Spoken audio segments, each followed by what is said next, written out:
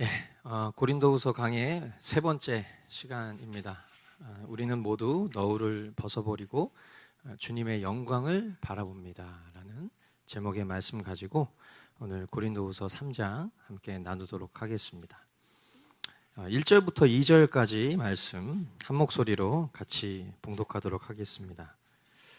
우리가 이렇게 말하는 것이 우리 자신을 지켜 올리는 말을 늘어놓는 것입니까? 아니면 어떤 사람들처럼 우리가 여러분에게 보일 추천장이나 여러분이 주는 추천장을 필요로 하는 사람들이겠습니까? 여러분이야말로 우리를 천거하여 주는 추천장입니다. 그것은 우리 마음에 적혀 있습니다. 모든 사람이 그것을 알고 읽습니다. 아멘.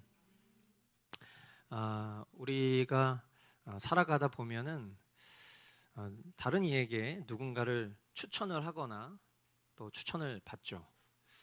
믿을 만한 사람한테 추천을 받으면 우리는 대부분 다 고민하지 않고 신뢰하면서 그것을 이행합니다. 바울은 자신의 사도직에 대해서 특별히 고린도 교회에게 자신의 사도직에 대해서 스스로를 추천하거나 아니면 누군가의 추천서를 받아야 할 이유가 없는 사람이죠. 왜냐하면 우리가 잘 아는 바대로 바울은 고린도 교회를 개척한 장본인이고 또 고린도 교회 성도들에게 있어서는 바울을 어떤 증명할 그런 필요가 없는, 오히려 고린도 교회 성도들이 바울 편에서 추천장이 되어주는 그런 존재들이라는 것이죠.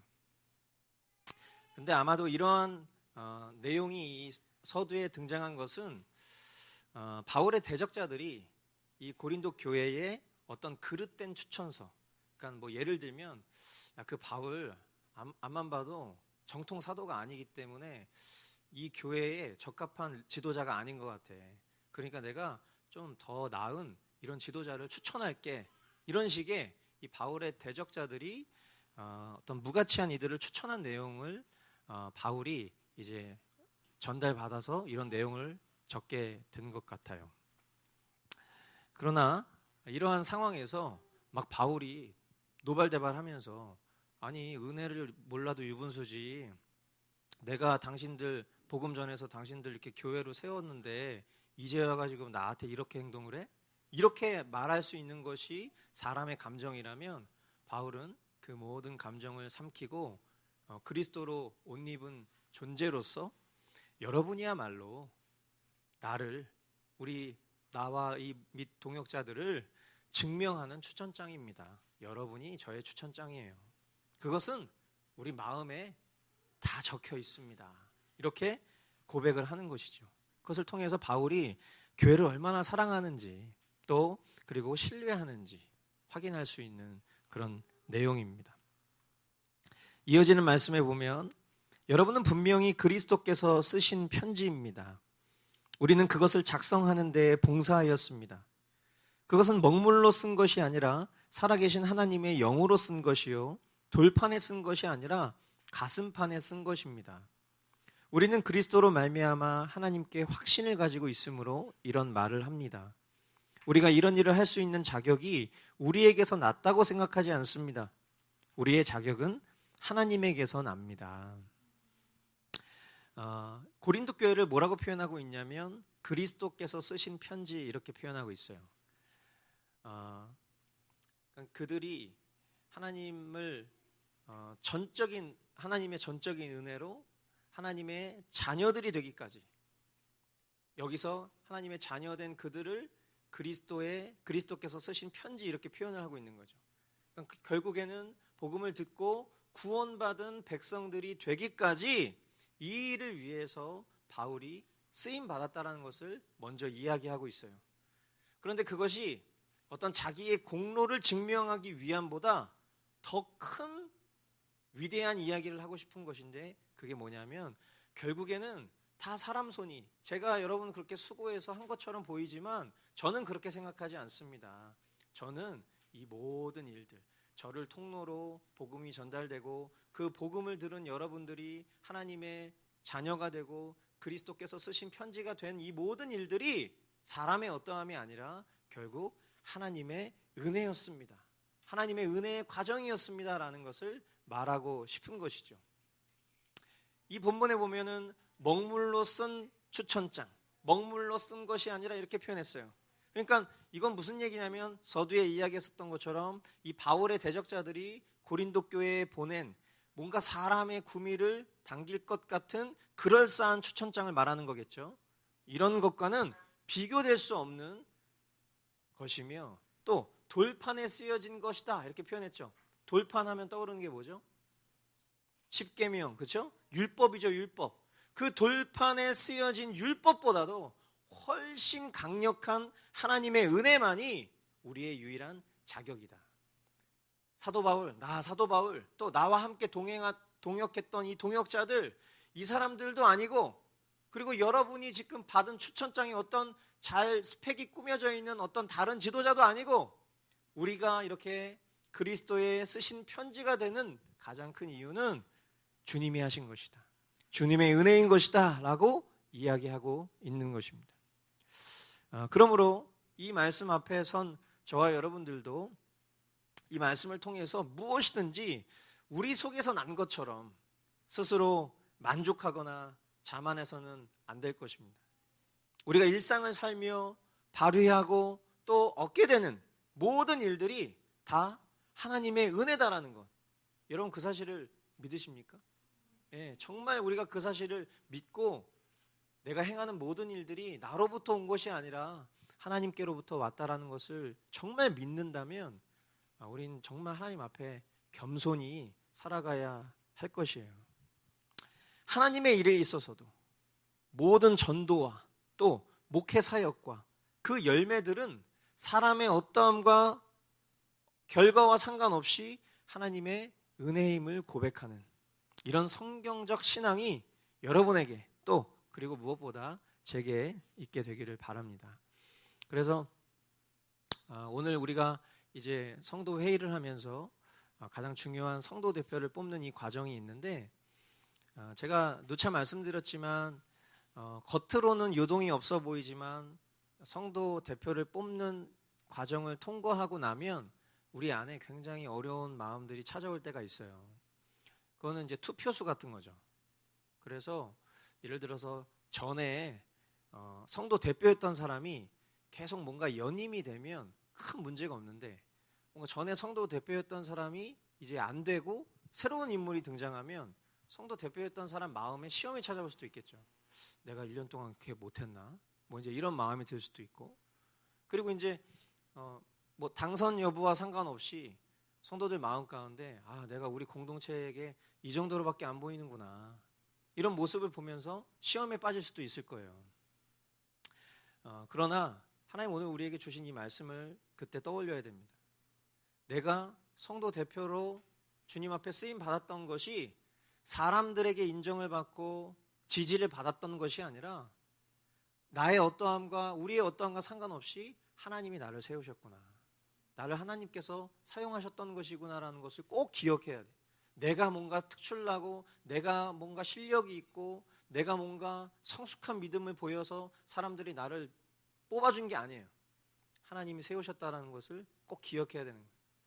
그리고 만약에 이제 새로운 성도 대표가 생긴다라고 했을 때 당연히 그 성도 대표도 내가 이 정도는 돼야지 이렇게 생각하는 것도 정말 교만한 마음이겠죠. 어떤 분은 한 표도 안 나올 수도 있어요. 우리 교회는 전통적으로 몰표가 전통이기 때문에 한 표도 안 나올 수 있어요. 근데 한 표가 안 나오면 한 표 안 나온 것도 서운한 거지. 그러니까 우리가 그런 인간적인 생각에 함몰되면 사단이 딱 틈타기 좋은 거예요. 그때로부터 그냥 모든 게 다 미워 보이고 모든 게 다 싫어지고 그냥 난 이 교회 별론 것 같아. 뭐 이제 이런 마음들이 막 찾아올 수 있다는 거예요. 그런데 오늘 공교롭게도 지금 우리가 순서대로 보고 있는 이 고린도후서의 말씀들을 비추어 볼 때 하나님 우리에게 다시 한번 말씀해 주시는 것 같아요.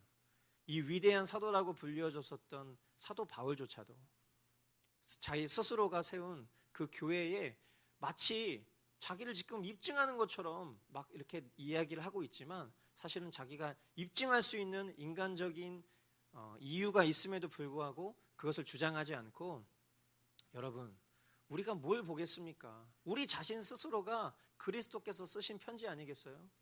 그 일을 위해서 제가 귀한 통로로 여러분한테 쓰임 받았지만 결국 이 모든 것이 하나님의 은혜입니다.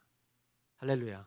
이 이야기를 하고 있는 이 바울의 심정, 이 바울의 심정을 통과해서 우리에게 지금 말씀하고 계시는 그 하나님의 음성을 우리 기쁨으로 받읍시다. 할렐루야. 이어지는 말씀 6절을 한 목소리로 읽어보도록 하겠습니다. 힘차게 시작.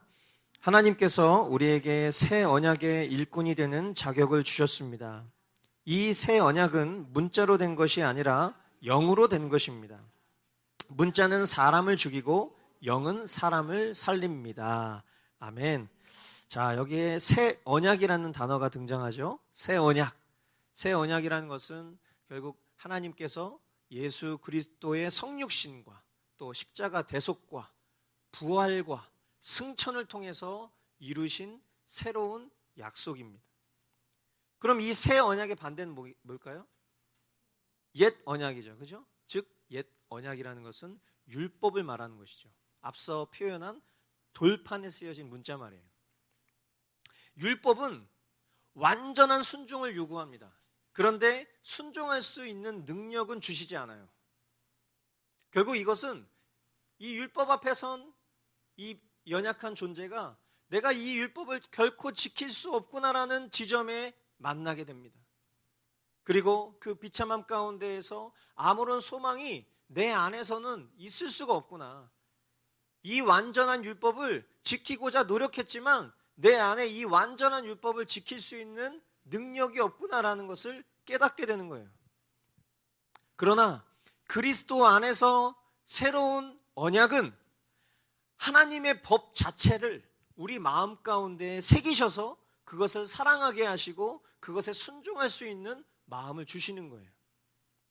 율법은 좋은 거지만 지킬 능력이 없는 우리에게 율법 그 자체가 되시는, 말씀 그 자체가 되시는, 율법의 완성이 되시는 그리스도께서 우리 심령 가운데 거하셔서 우리가 율법을 품고 살아갈 수 있게끔 은혜를 베풀어 주신 것이죠. 할렐루야. 바울이 이 새 언약, 복음을 고린도 교회에 전한 일꾼이었던 것이죠.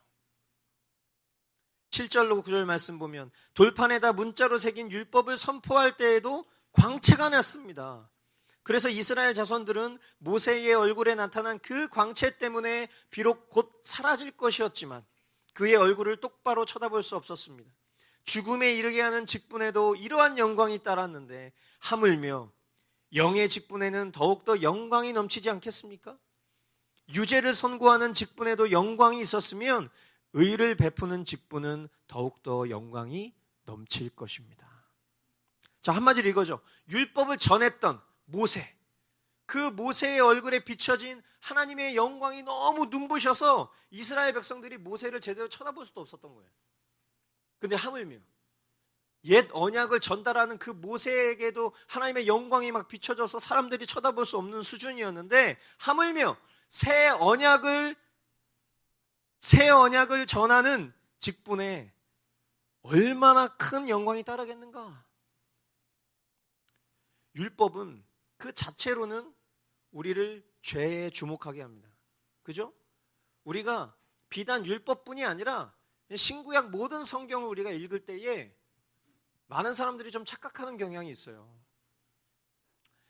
이 말씀이 꿀송이처럼 달다 이렇게 표현할 때 실제 이 말씀이 정말 꿀송이처럼 단 순간들이 있죠. 그러나 말씀이 가지고 있는 고유의 기능은 꿀송이만 같지는 않아요. 그것보다 더 많은 말씀들, 예를 들어서 우리의 심령 골수를 쪼개고 막 이런 말씀들 있잖아요. 그럼 뭔가 전혀 어울리지 않는 듯한 표현들이 막 상충하는 것처럼 보인단 말이에요. 근데 우리가 경험해 보면 어떻습니까? 이 두 가지가 다 있어요. 정말 이 말씀 앞에 섰을 때 나는 진짜 소망이 없구나. 나는 정말 죄인이구나. 이런 모습에 함몰되기도 하고 또 때로는 어떤 말씀을 통해서 굉장히 큰 위로를 받고 야, 이럼에도 불구하고 하나님이 나를 정말 이렇게 사랑하시는구나. 아, 정말 주님의 사랑 너무 놀랍다. 이런 말씀을 깨닫게도 되는 거예요. 그러니까 하나님의 말씀이라는 것은 그냥 내가 바라고 원하는 대로 어떤 부분만 발췌해서 계속 보면서 막 위로의 하나님, 사랑의 하나님, 막 이런 것만 내가 정신통일해서 묵상한다고 해서 진짜 그게 실제가 되는 건 아니죠. 반대로 마치 금욕주의자처럼 그냥 이 말씀을 볼 때마다 그냥 난 무조건 죄인이고 난 죽어야 되고 나는 가치가 없고 이렇게 하는 것도 무익한 말씀이죠. 골고루 하나님께서 먹이시는 말씀을 통해서 어떤 날은 내 존재를 직면하여 돌아보기도 하고 어떤 때에는 하나님의 그 풍성하신 사랑을 누릴 수 있는 것도 말씀의 능력이잖아요. 이 말씀에 우리가 보면 이 율법이라는 것 자체는 그냥 기본적으로 율법의 목적이 뭐냐면 우리의 죄에 주목하게 하는 거예요. 우리가 얼마나 비참한 존재인지 거기서 얘기하고 있는 그 모든 율법을 우리가 성실히 지킨다 한들 완벽하게 100%를 지킬 수 없으면 율법은 아무 의미가 없는 거죠. 그것으로 의롭게 되는 것이 아니기 때문에 말이에요. 하지만 그리스도와 한몸된 이들에게 율법은 더 이상 그들을 정죄하고 생명을 잃게 만드는 것이 아니라 오히려 이 모든 일들을 완전케 하시는 그리스도를 찬양하게 만드는 거예요. 아멘. 말씀의 기능이 그거잖아요. 나 이렇게 연약하고 이렇게 형편없고 이렇게 죄인 놀이를 하고 있는데 이런 나를 2000년 전 예수 그리스도께서 구원하셨다고? 이 복음 앞에 섰을 때 이 나날이 부어주시는 이 감격으로 우리가 하나님을 찬양할 수밖에 없게 만드는 거죠.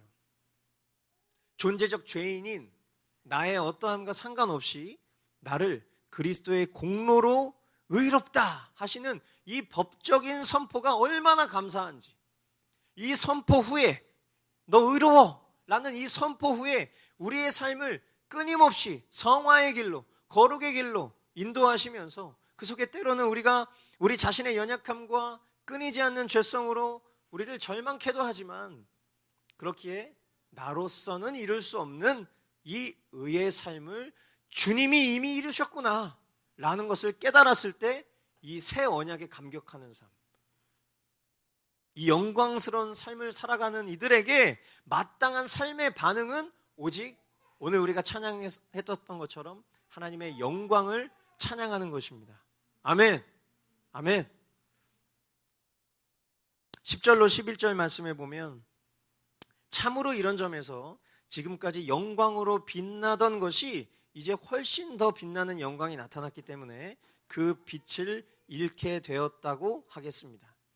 잠시 있다가 사라져 버릴 것도 생길 때의 영광을 입었으니 길이 남을 것은 더욱 영광 속에 있을 것입니다. 율법의 사역도 영광이 있었는데 새 언약, 즉 복음의 사역은 얼마나 더 큰 영광이 되겠는가? 율법은 없어질 영광이었지만, 즉 예수 그리스도께서 오시기 전까지는 효과적이었지만 복음의 영광은 한계가 없고 폐지되지 않는 영원한 영광이라는 것을, 그리스도께서 죽으심을 통해서 이루신 완전한 의의 영광이라는 것을 다시 한번 기억해야 하는 것입니다. 아멘. 12절로 16절 말씀, 우리는 이런 소망을 가지고 있으므로 아주 대담하게 처신합니다. 모세는 이스라엘 자손이 자기 얼굴에 광채가 사라져가는 것을 보지 못하게 하려고 그 얼굴에 너울을 썼지만 그와 같은 일은 우리는 하지 않습니다. 그런데 이스라엘 백성의 생각은 완고해졌습니다. 그리하여 오늘날에 이르기까지도 그들은 옛 언약의 책을 읽을 때에 바로 그 너울을 벗지 못하고 있습니다. 그 너울은 그리스도 안에서 제거되기 때문입니다. 오늘날까지도 그들은 모세의 글을 읽을 때에 그 마음에 너울이 덮여 있습니다. 그러나 사람이 주님께로 돌아서면 그 너울은 벗겨집니다. 아멘. 한계가 없고 폐지되지 않을 새 언약의 탁월한 영광은요, 바울에게 아주 큰 소망이 되고 담대함을 준다고 해요. 그러니까 율법이라는 것 앞에 우리가 매여 있으면 우리는 늘 항상 불안하죠. 내가 이 말씀을 지킬 수 없다는 걸 나 스스로 알기 때문에 이 소망 없는 마음에 늘 불안함밖에 없는 거예요. 그러나 바울의 담대함의 근원이 무엇이었냐? 그것은 이 한계가 없고 폐지되지 않을 새 언약의 탁월한 영광 때문이라는 거예요. 모세는 자기 얼굴에 비추인 하나님의 영광이 소멸되어짐을 감추기 위해서 두려운 마음에 너울을 썼어요. 그러니까 여러 가지 이유가 있겠죠. 처음에 그 모세가 그 하나님의 이 율법을 백성들에게 전달하려고 했을 때 얼굴에 그 엄청나게 큰 광채가 막 사람들에게 신비한 존재로 보이게 했을 거 아니에요. 그래서 저 음성이 지금 모세가 얘기하고 있는 저 얘기가 저게 모세 얘기가 아니라 하나님 얘기구나, 하나님이 우리 백성에게 말씀하고 계시는 거구나라고 의심할 여지가 없이 그냥 그걸 믿을 수밖에 없는 거예요. 오히려 막 진짜 저 광채가 너무 눈부셔서 진짜 두려움, 경외함이 들 수밖에 없는. 근데 시간이 지날수록 그 광채가 점점 사라져가는 거예요. 그럼 사람들은 어떤 생각을 할까요? 야, 모세가 능력을 잃어가고 있구나, 하나님의 능력이 소멸되고 있구나, 막 이런 생각들을 하는 거예요. 그러니까 어떻게 보면 모세도 그런 마음에 너울을 쓰게 되는 거죠. 근데 바울은 두려워하지 않는다는 거예요. 우리는 그런 일 안 합니다, 이렇게 얘기하잖아요. 우리는 그렇게 안 사합니다, 이렇게 얘기해요 지금. 왜냐하면 복음의 영광이라는 것은 소멸되지 않기 때문에. 율법은 일시적이고 한계가 있는 것이지만 복음의 영광을 받은 우리는 더 이상 두려워할 이유가 없어요. 감출 필요가 없어요. 왜? 소멸되지 않기 때문이죠. 저와 여러분들이 이런 소망과 담대함을 누릴 수 있으면 참 좋겠습니다. 우리가 매 순간 살아가면서 정말 우리가 곰곰이 생각해 보자고요. 하나님께서 그 하나밖에 없는 아들 예수 그리스도를 십자가에서 죽이시기까지 우리 한 사람 한 사람을 사랑하는 그 확증을 하셨다라고 성경이 말하고 있단 말이에요. 그러니까 아무리 우리 자신이 말씀 앞에 서서 나라는 존재를 비참하게 여길 수는 있죠. 그리고 그것이 무조건 나쁜 건 아니죠. 그러나 그 비참함에만 머물러 있는 것은 그거는 결코 하나님의 뜻이 아니에요. 우리가 말씀을 보면 내가 마치 구원받지 못한 자인 것처럼 보일 때도 있어요. 저도 그런데 여러분들도 마찬가지겠죠. 내 삶의 행실을 바라봤을 때 내가 보고 있는 이 말씀과 내가 살아가는 이 행동이 너무나 다른 것들을 보게 되면 마치 내가 구원받지 못한 사람인 것처럼 여기는 순간도 오고, 아유, 나는 소망이 없는 자구나, 나는 그냥 이대로 살다가 지옥 가겠구나, 이런 생각도 할 수 있다고. 그러나 진짜 지옥 갈 사람은 그런 생각도 안 해요. 생각해 보세요. 진짜 지옥 갈 사람이 그런 생각하면서 지옥 가겠어요? 아예 관심조차 없지. 그러나 우리가 하나님 말씀 앞에서 이 비참함을 느끼면서 우리 안에 새로운 소망이 피어올라가는 거예요. 나의 절망 속에서 새로운 소망이 나오는 거라고. 그게 뭐예요? 주님이 해주십시오. 주님 제발 저를 도와주세요. 이런 마음이 드는 거죠. 여러분 꼭 이것을 기억하실 수 있게 되길 바라요. 이 복음의 영광을 누리는 일이 우리에게 얼마나 위대한 가치인지, 하나님께서 이 연약하고 패역하고 완고하고 음란한 우리를 지금 당장 심판하실 수도 있는데 2000년 전 이미 우리의 삶의 모든 연약함과 허물과 죄를 다 사하시고 지금 이 순간 우리에게 하나님 나라의 백성으로 그 위대한 영광을 누리면서 살아갈 수 있도록, 내가 너를 사랑한다고, 그 사랑의 증거가 다른 게 아니라 아들 예수 그리스도 십자가에서 죽인 것, 그것으로 충분하다고 말씀하시는 그 주님의 사랑을 저와 여러분들이 온전히 누릴 수 있게 되길 바라요. 그래서 우리가 구해야 될 것은 다른 게 아니에요. 우리가 진정으로 구해야 될 것은 주님 나를 구원해 주세요 제발, 그게 아니라 한번 따라해 주시겠어요? 구원의 기쁨을 회복시켜 주소서. 네, 여러분 이건 진짜 중요한 거예요. 주님 제발 저 좀 구원해 주세요. 저 구원받지 못한 사람인 것 같아요. 그게 아니라 구원받지 못한 사람 아예 그런 고민 안 한다니까.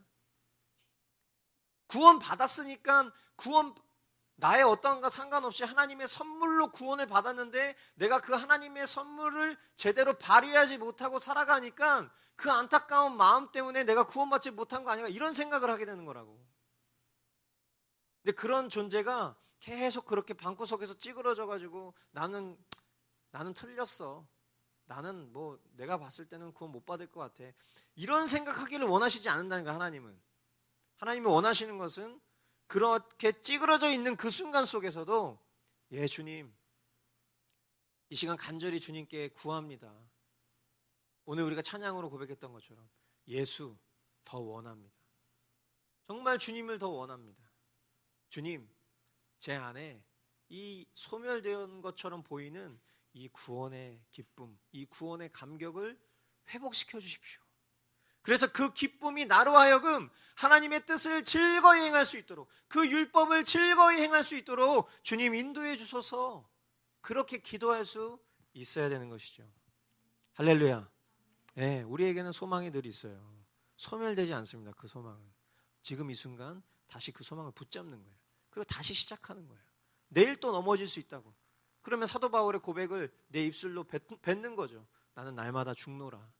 예, 주님, 오늘 제가 또 넘어졌습니다. 오늘 제가 또 실수했습니다. 오늘 제가 또 주님을 떠났습니다. 그러나 주님, 다시 한번 저를 붙잡아 주십시오. 다시 한번 하나님의 말씀을 즐거워하게 해주십시오. 다시 한번 그 말씀대로 살 수 있는 능력을 부어주십시오. 그 주님과 늘 동행하는 삶을 확인할 수 있도록 도와주십시오. 우리 믿음의 성도들은 그런 기도를 하는 거예요. 아멘. 그래서 연약한 나의 삶, 나의 죄성에 집중하지 마시기 바라고, 말씀 앞에 정직하게 나와서 나의 약함과 죄성을 깨닫게 하시는 그 주님의 다루심을 받았다면 그 자리에 머무르지 않고 아버지께서 누리게 하시는 그 은혜의 보좌로 나아갈 수 있기를 바랍니다. 그리고 이제 주님이 우리에게 약속하시는 이 말씀을 우리가 힘있게 선포할 건데요, 17절로 18절 힘있게 우리 이 말씀 함께 선포하도록 하겠습니다. 시작. 주님은 영이십니다. 주님의 영이 계신 곳에는 자유가 있습니다. 우리는 모두 너울을 벗어버리고 주님의 영광을 바라봅니다. 이렇게 해서 우리는 주님과 같은 모습으로 변화하여 점점 더 큰 영광에 이르게 됩니다. 이것은 영이신 주님께서 하시는 일입니다. 아멘. 주님과 같은 모습으로 변화되는 거, 이게 뭐예요? 성화죠. 그죠? 성화. 성화의 방법을 얘기해 주고 있어요. 지금 어떻게 성화가 되는 것이냐? 성화의 방법이 뭐냐면, 내가 하려 하는, 다른 말로 표현하면 내 죄를 묵상하고 어떻게 하면 내가 죄 안 지을 수 있을까 고민하고 나의 열심과 최선으로 하려는 그 너울을 벗어버리고, 내가 하려 하는 그 너울을 벗어버리고 주님의 영광을 바라보라는 거예요. 성화의 방법을 얘기했어요. 성화의 방법은 내 죄를 묵상하고 어떻게 하면 내가 죄 안 지을 수 있지? 이걸 고민하는 것이 아니라, 그걸 지금 성경은 너울이라고 표현하고 있는 거예요. 모세가 그 하나님의 영광이 점점 사라져갈 때 모세가 착각한 게 있는 거예요. 마치 자기 안에 어떤 이유와 능력 때문에 하나님께서 모세를 사용하시고 모세에게 이 능력을 주셨다라고 생각했을 수도 있다는 거예요.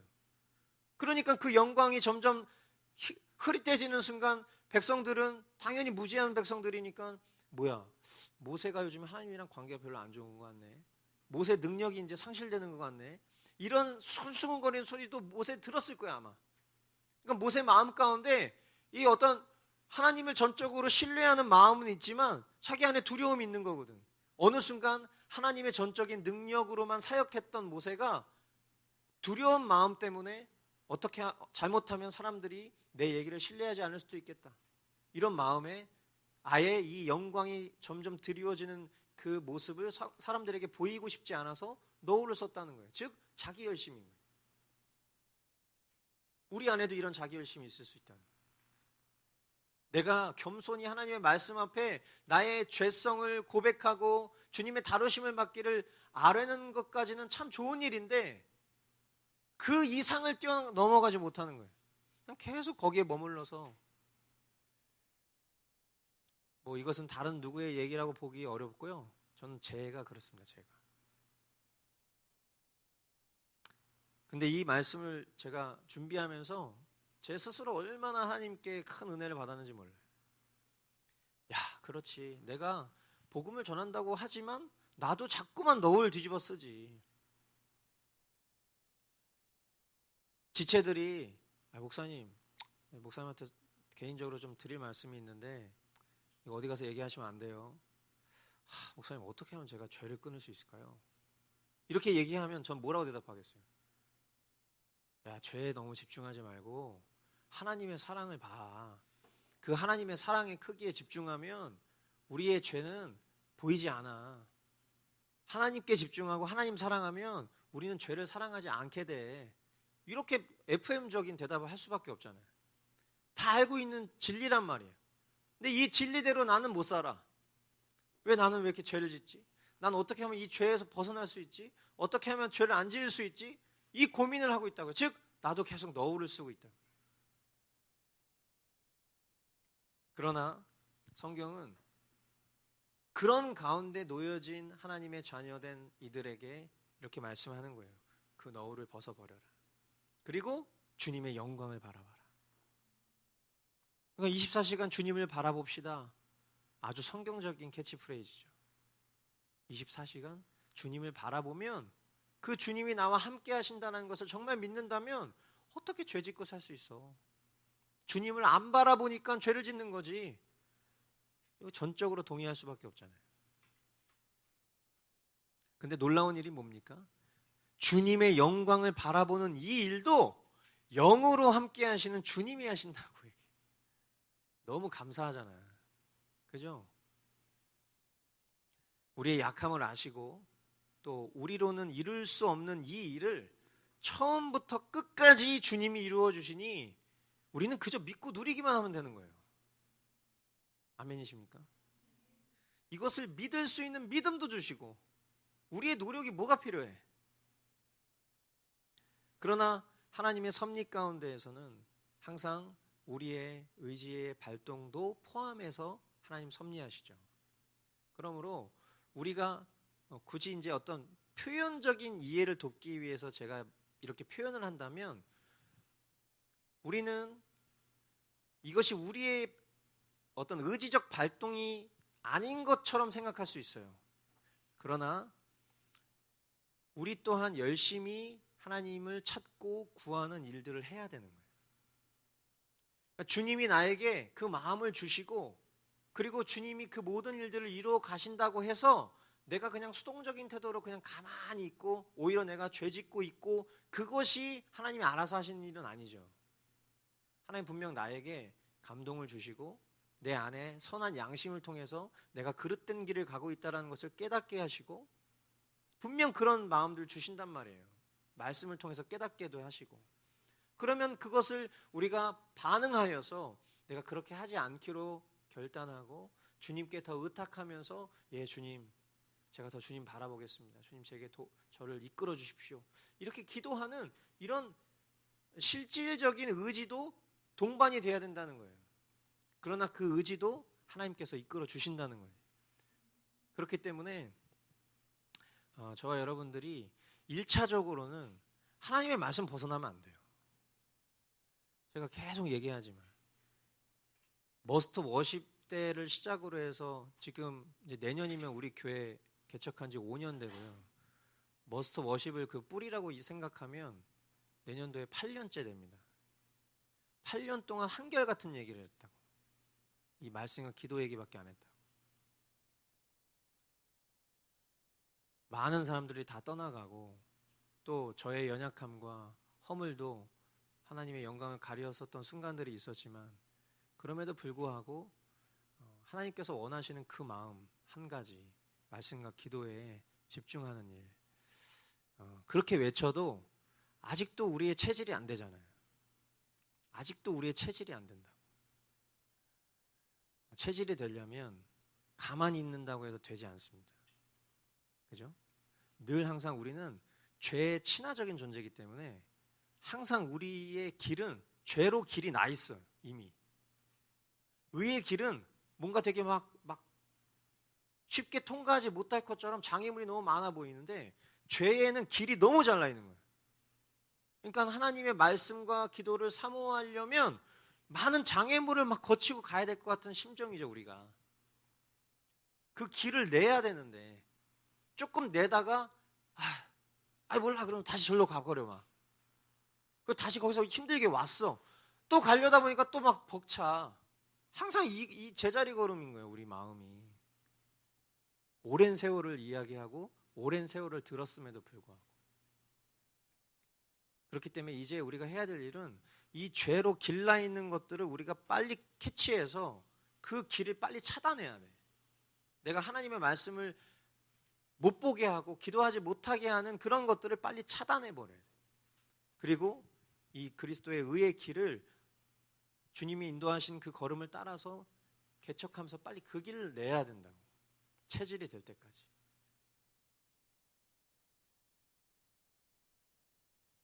사랑하는 성도 여러분, 오늘 주님께서 이 주신 말씀을 따라서 우리 모두가 진짜 참 자유를 누리게 되기를 원합니다. 아멘. 참 자유. 그냥 우리가 참 자유라고 하면 그냥 내 옛 자아가 추구하면서 즐겼던 하나님을 떠난 방종의 자유, 이거가 아니죠. 자유라는 건 네 마음대로 해. 네 아무렇게나 살아도 하나님 너 사랑하셔. 나는 이런 메시지를 전달하는 사람들 그 마음을 이해를 못하겠어, 솔직히. 그냥 너 살고 싶은 대로 살아. 그거 하나님 기뻐하셔. 그런 거랑 상관없이 하나님 너 기뻐하셔. 막 이렇게 얘기한다. 여러분, 그건 자유가 아니에요. 내 마음대로 살아가는 건 오히려 부인해야 될 영역이죠. 그게 윤리 도덕적으로 문제가 되는 거라면 더 두말할 나위가 없겠지만, 윤리 도덕적으로 문제되지 않아도 우리가 자각할 수 있는 우리의 죄성들이 있다고. 근데 그 죄성은 내가 그리스도와 상관없을 때 내 몸에 배어져 있었던 존재적 죄성이라고. 이것을 말씀을 통해서 배웠단 말이에요.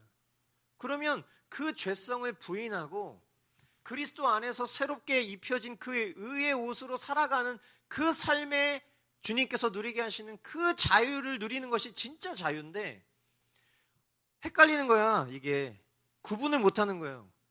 그러니까 자꾸만 그냥 너 그렇게 살아도 돼. 왜 자꾸만 너를 막 죄인 취급해? 아니에요. 죄인 취급하는 거하고 나 자신을 참 사랑하는 건 다른 개념이에요. 근데 안타깝게도 정말 이렇게 제가 유튜브 이렇게 보다 보면 막 사람들이 진짜 많이 보고 막 조회수가 엄청 높고 그런 영상들 보잖아요. 그러면 공통적이에요. 다. 그냥 다 야 괜찮아.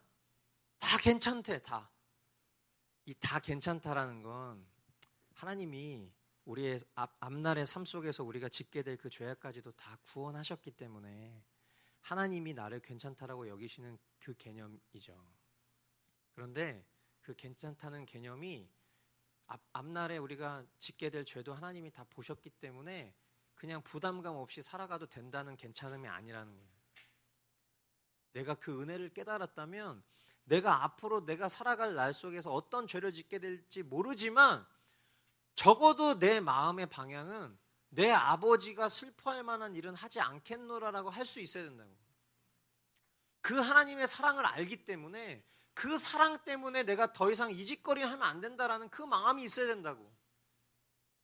근데 자꾸만 반쪽짜리 그냥 다 괜찮다라고 얘기하는 거, 그게 얼마나 많은 성도들로 하여금 자신을 돌아보지 못하게 만드는지 몰라요. 그래서 여러분 이걸 꼭 기억해 주셔야 돼요. 내 옛 자아가 추구하며 즐겼던 그 하나님을 떠나 방종하는 그 자유를 부인하고 그리스도 안에서 새 생명, 새 언약으로 허락하시는 진정한 자유를 누리는 것, 이것이 저와 여러분들이 누려야 할 자유인 것입니다. 아멘. 그래서 이 일이 가능하려면 한번 따라해 주시겠어요? 날마다 그리스도와 함께 죽고 그리스도 안에서 살며 하늘의 영광을 바라보자. 네, 이렇게 살아야 되는 거예요. 우리가 날마다 그리스도와 함께 죽고 그 그리스도 안에서 살아가면서 하늘의 영광을 바라보는 이 일이 저와 여러분들의 삶에 매일매일이 되기를, 매 순간이 되기를 주님의 이름으로 축원드립니다. 아멘. 예, 기도하겠습니다.